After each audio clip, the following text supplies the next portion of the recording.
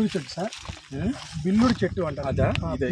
భీముడి గద ఉంది కదా, భీముడి గద అంత బలమైంది బిల్లుడు చెట్టు. ఆ చెట్టు ఏంటంటే సార్ పుచ్చదు, మంచాలు కోళ్ళకి దాన్ని వాడేది అనమాట. మాంసముద్ర కటింగ్కి దాన్ని బాగా నడుచుకుంటూ వచ్చాం కదా, ఇలా నడుచుకుంటూ ఒక రూట్ లో మళ్ళీ స్టార్టింగ్ వచ్చినట్టుగా మనం పెడదాము. ఈ కార్తీక మాసంలో కానీ అంటే ఇక్కడ మన ఆఫీసర్స్ ఉంటారు, బ్యాచ్ తీసుకువెళ్తారు. ఇక్కడ మనం రాసేస్తాం, ఇది బలిసాకు లేకపోతే ఇది పలానా అని రాస్తాము. ఎవరో ఒకరు కంటే వేసేసి 2 కలిపేసి మోకాల పైన కనిపిస్తాయి. ఇవి కొన్నాళ్ళ పాటు గోడకి గడిలాగా వాడతారు. అవును కనబడకుండా స్నానాలకి అది ప్రహరీలాగా చేస్తారు. ఏం పేరు ఇది? బందెడు. ఇదే సార్ ఇది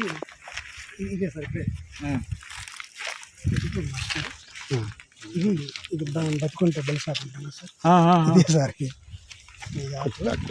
పప్పు తినేవచ్చా? కాయలు అక్టోబర్ వస్తాయి. ఓకే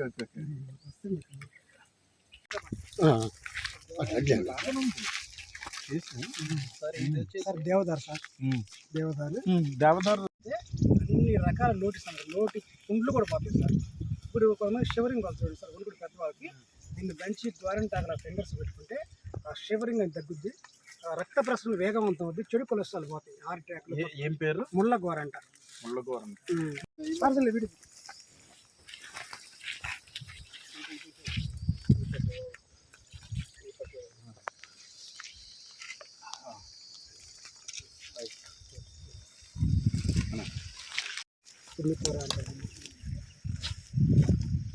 కొన్ని లక్షల మొక్కలు నల్లమల ఫారెస్ట్ ఉన్నాయి సార్.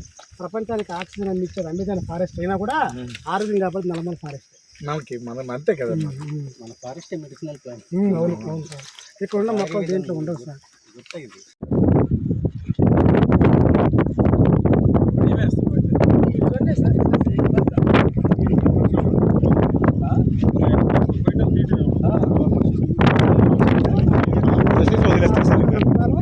పక్షులు రావడం వస్తాయి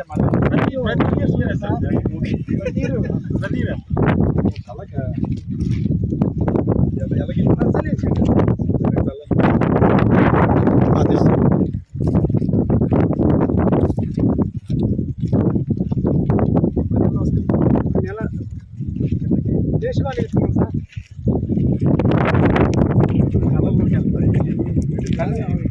ఎంట్లోకి వెళ్ళి ఏంగా సార్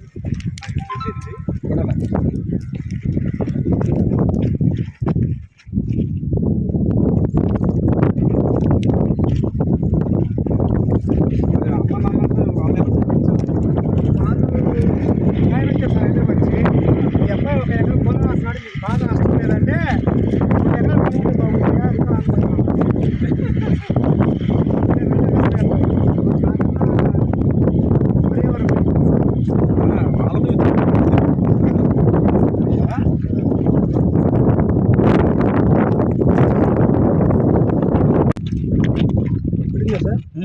పాలు పడ్డాయి.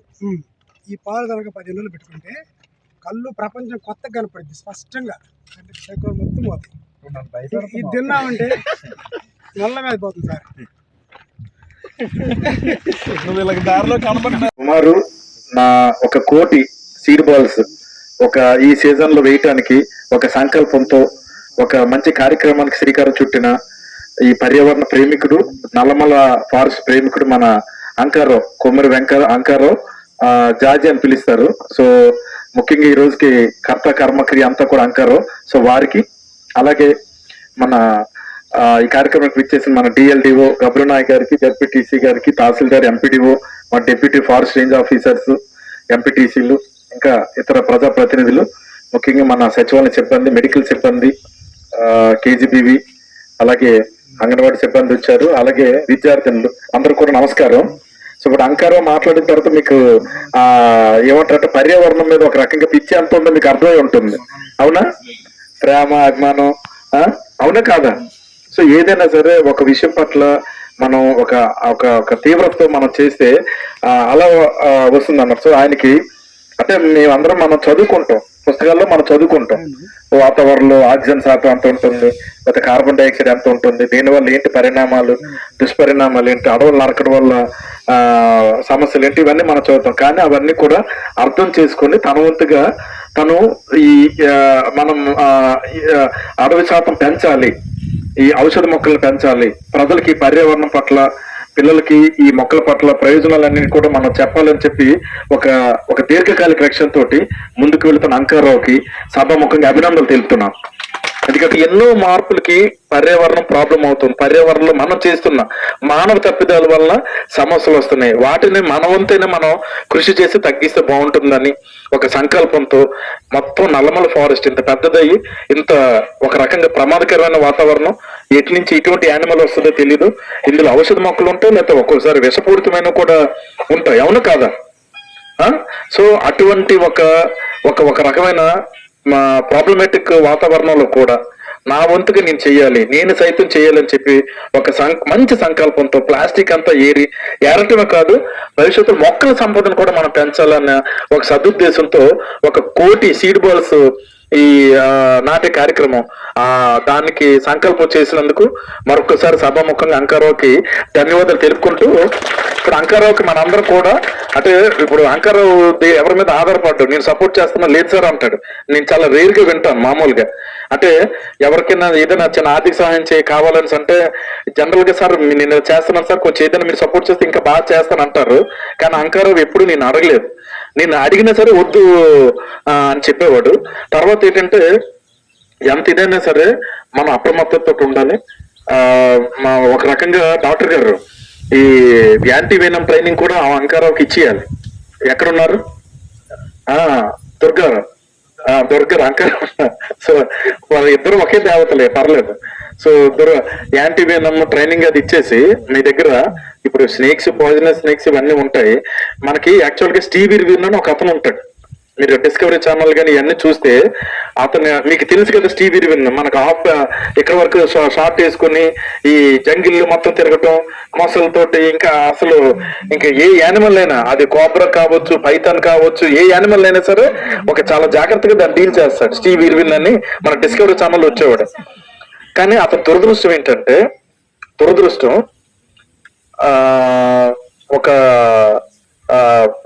ఒక స్నానం కోసం ఒక కొలంలో, ఒక ట్యాంక్ లోకి, అంటే ఒక అడవుల్లో ఉన్న దాంట్లో ఒక కొండ మీద నుంచి ఎక్కి దూకాడు అనమాట. దూకినప్పుడు ఈ అన్నిటి వల్ల ప్రమాదం రాలేదు ఆయనకి. ఈ అడవుల్లో ఇంత తిరిగాడు, ఇంత మొసలు పట్టుకున్నాడు, ఇన్ని స్నేక్స్ పట్టుకున్నాడు, దానివల్ల రాలా. కానీ స్టింగ్రే అని ఒక చేప ఉంటుంది. స్టింగ్రే దానికి ఏంటంటే ఇలాగుంటే చేప, దానికి పైన ఇలా కొమ్ము ఉంటుంది, ఒక ముళ్ళు. సో ఇలా దూకగానే అతని బాడీ ఇలా పడుతుంది కదా, కరెక్ట్ గా గుండెలోకి అది గుచ్చుకోండి స్టింగ్రే ఫిష్. ఆ ఫిష్ ముళ్ళు చనిపోయాడు అనమాట. అంటే నేను అంటుంది ఎప్పుడు కూడా చాలా జాగ్రత్తగా ఉండాలి అడవుల్లోని వ్యవహారాలంటే. సో అంటే మనది కాస్త అంత డెన్స్ ఫారెస్ట్ కాదు, అక్కడ ఏదైనా కనబడినా మనకు దూరం నుంచి కనబడుతుంది కదా, మనం తప్పించుకోవడానికి ఉంటాయి. కానీ స్నేక్స్, కొన్ని పురుగులు ఇవన్నీ కూడా అది మరి నువ్వే చెప్తున్నా భయంకరం, అందుకే అంటున్నాను. చూడు మనోడు చెప్తున్నాడు, మన ఇక్కడే ఉందంటున్నాడు.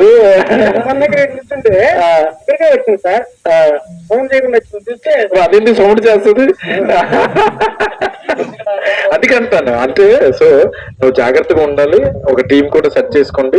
మా మెడికల్ ఆఫీసర్స్ గా నీ దగ్గర ఒక ఏమంటారు ఇవన్నీ ఎంత ఉన్నా సరే ఒక యాంటీవెనమ్ ఇంజెక్షన్స్ అటువంటివన్నీ కూడా ఒక కిట్, మెడికల్ కిట్ కూడా నువ్వు పెట్టుకుని చేయాలా. సంజీవని అది ఉంది.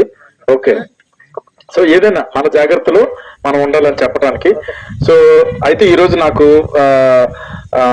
అంటే ఇందులో నువ్వు నీ పర్యావరణం ప్రేమ, నీ అభిమానంతో నువ్వు చేస్తున్నావు. కానీ మా అటవీ శాఖ కానీ జిల్లా కలెక్టర్ గా ఇది మాకు అడవి శాతం పెంచుతుంది, మా అడవి పరిరక్షణకు ఉపయోగపడుతుంది. కాబట్టి మాకు జిల్లా కలెక్టర్ విచక్షణ నిధి నుంచి మీకు ఒక 50,000 రూపాయలు మీకు దేనికైనా సరే, ఒక పిల్లల బస్సు కోసమైనా లేకపోతే ఒక ట్రైనింగ్ సెషన్ కైనా నీకు ఉపయోగపడుతుంది. కాబట్టి అది నువ్వు అడగకపోయినా సరే నీకు ఒక చేదోడు వాదోడుగా ఉంటుందని చెప్పి నేను అది అనౌన్స్ చేయడం జరిగింది. సో అటవీ అధిశాఖ అధికారులు కూడా అంకారావు గారితో కోఆర్డినేట్ చేసుకుని, ఎందుకంటే ఇలాంటి వాళ్ళు మనం ఎంకరేజ్ చేయాలి. అంటే ఎంకరేజ్మెంట్ లో మళ్ళీ మీరు అది అర్థం చేసుకోవాలి. సో అతని యొక్క సహజ స్వభావం అంటే సహజంగా చేసే యాక్టివిటీస్ కి మనం సపోర్ట్ లాగా ఉండాలి తప్ప రెగ్యులేటరీ లాగా ఉండకుండా అతను పూర్తి స్థాయిలో సపోర్ట్ ఇస్తేనే ఆయన ఇంకా ఇంకా మంచి మంచి కార్యక్రమాలు చేస్తారు. మా ఎంపీటీసీ గారు మీరు పేరు సుబ్రహ్మణ్యం గారు ఇంకొక మంచి మాట చెప్పారు. ఇటువంటి సర్వీసెస్ ఇలా ఇలా చేస్తే భవిష్యత్తులో ఇందాక నాకు అన్నాడు, నాకు కాదు మన అంకర్రావుని మీరు ఇలా మన టైంలోనే మన మనం వయసు పెరిగిన మనం చూసే ఏంటంటే ఒక మంచి ఒక రామన్ మ్యాగ్సెస్ అవార్డు, ఒక ఇంటర్నేషనల్ అవార్డు.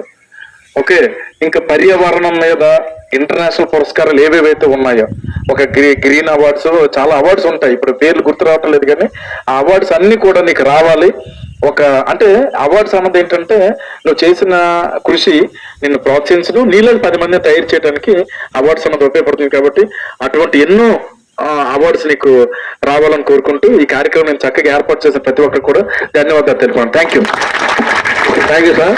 ఇప్పుడు మన జిల్లా కలెక్టర్ గారు జాజీని సన్మానిస్తారు. మరి సార్ పేర్లోనే ఉంది శివశంకరుడు, శంకరుడు అనగందే తోడుగా సార్ వారికి కూడా ఇది ఇచ్చారు. దాన్ని ఉపయోగించుకోవాలని జాజీ గారిని కోరుకుంటూ ఇప్పుడు కలెక్టర్ గారు జాజీ సన్మానిస్తారు. అందరూ కూడా కలెక్టర్